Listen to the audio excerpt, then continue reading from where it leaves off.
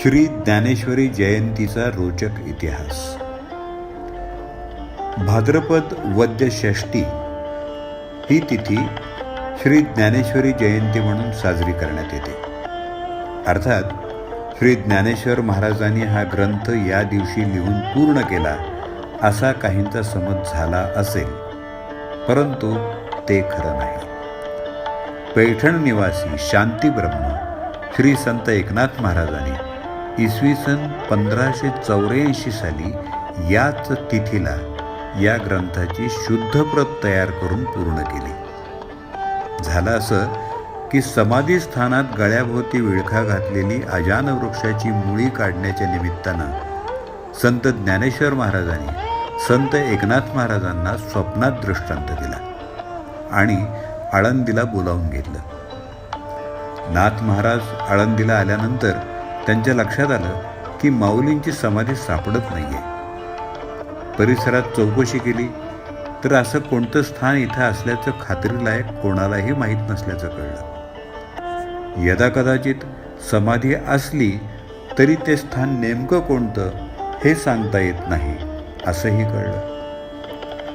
आपल्याबरोबर आलेल्या भक्तमंडळींना इंद्रायणी नदीच्या तीरावर थांबायला सांगून नाथ महाराज तिथल्या जंगल सदृश्य परिसरात गेले. माऊलींच्या समाधीचा परिसर काट्याकुट्यांनी व्यापला होता. त्यातच परिसरात असलेल्या अनेकानेक समाध्या. मग यातली नेमकी माऊलींची समाधी कोणती हा प्रश्न पडला. मग एका स्थानावर बसून नाथ महाराजांनी माऊलींचं ध्यान लावलं. हे स्थान म्हणजे हल्ली माऊलींच्या समाधी मंदिरात असलेला शांतीब्रह्म श्री संत एकनाथ महाराज पार होय. ज्ञानेश्वर महाराजांनी समाधीच्या आत येण्याचा निर्देश केला आणि त्याप्रमाणे नाथ महाराज नंदीच्या खालच्या द्वारातून आत गेले. तिथं ज्ञानेश्वर महाराजांचं ते दिव्य अलौकिक स्वरूप पाहून नाथ हरकून गेले. श्री ज्ञानदेवे येऊनी स्वप्नात सांगितली मात मज लागी, दिव्य तेज पुंज मदनाचा पुतळा परब्रह्म केवळ बोलत असे. अशी त्यांची भावना झाली.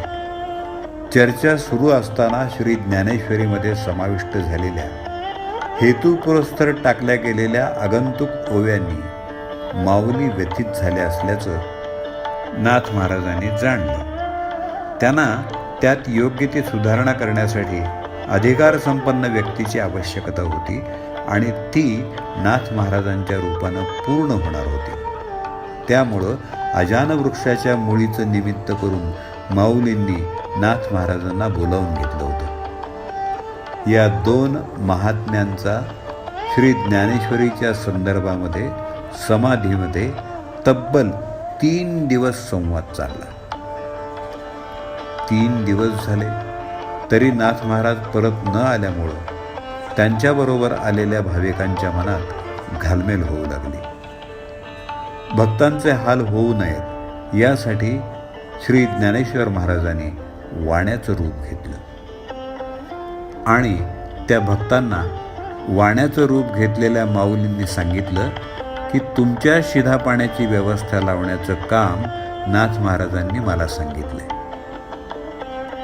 समाधीस्थानातून बाहेर आल्यावर सर्व भाविकांना माऊलींच्या समाधीचं दर्शन घडावं या हेतूनं नाथ सर्वांना त्या स्थानी घेऊन आले आणि सर्वांना माऊलींचं दर्शन घडवलं. समाधीचा शोध लावल्यानंतर समाधीचा जीर्णोद्धार केला, मूळ गाभारा बांधला, मंदिर परिसर सुशोभित केला, नित्यपूजेची व्यवस्था लावली आणि आळंदीची कार्तिकी यात्रा पुन्हा सुरू केली.